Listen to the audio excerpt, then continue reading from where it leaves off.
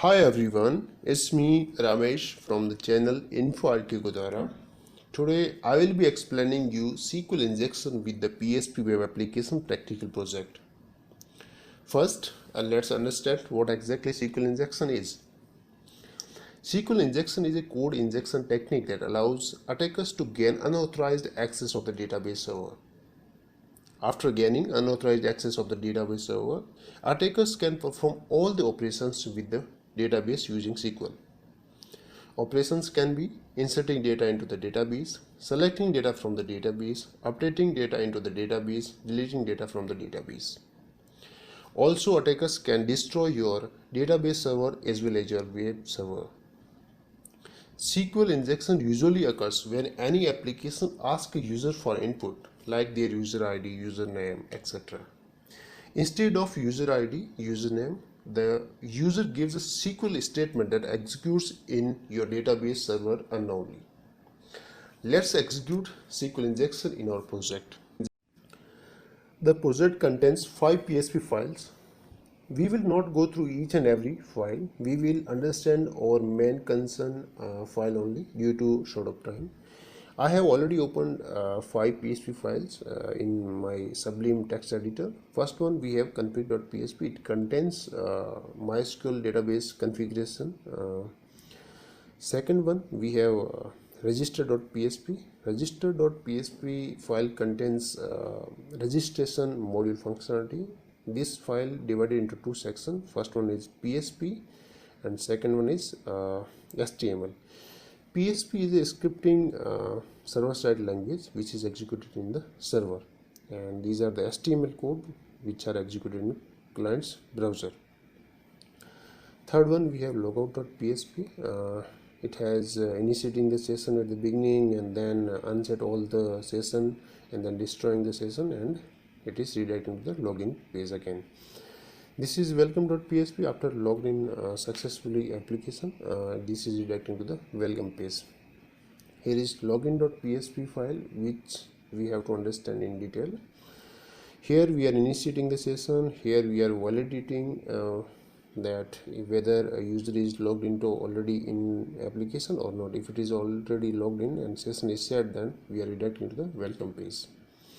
Here we are including config.php file, and here username and password, these variable assigned is null, and username underscore error and password underscore error, it is assigned is null. And here we are validating a request method equals to post. There are 8 types of request which can be sent from client to server, so we are only bothered about post request. Here there are some kind of validations are here. If user has not entered username or password, then we are redirecting to the login page with the error message. So our database connectivity validation begins here. This is SQL query. Here we wrote here select ID username from users. This ID and username is column of the users table, where we are validating username equals to username. So this username is the name of the column which is present in users table, and this username we are assigning from the client request. Okay, so we will insert our SQL injection here. Let's look into the database. I'm using phpMyAdmin, which is running on localhost port 8080. If you see here, here is a SQL injection schema. It contains only one table, users. Users table has 4 column, ID, username, password, and created 8. Also it contains only one row, user 1. We will register here Ramesh, and password is 123456, and confirm password is 123456, and then submit. If we see in our database, Ramesh is registered successfully. Now we will try to log in with correct username and password. Yes, we have successfully logged into the application. Log out again. Now we will try SQL injection, single quotation, or 1 equals to 1 hyphen hyphen single quotation, then password anything. Yes, SQL injection successfully executed, and this is logged in to the application. So we again log out. So now let's understand what is happening behind the scene. We need to understand SQL query. We will print SQL query here. Die method I'm using to print SQL query here.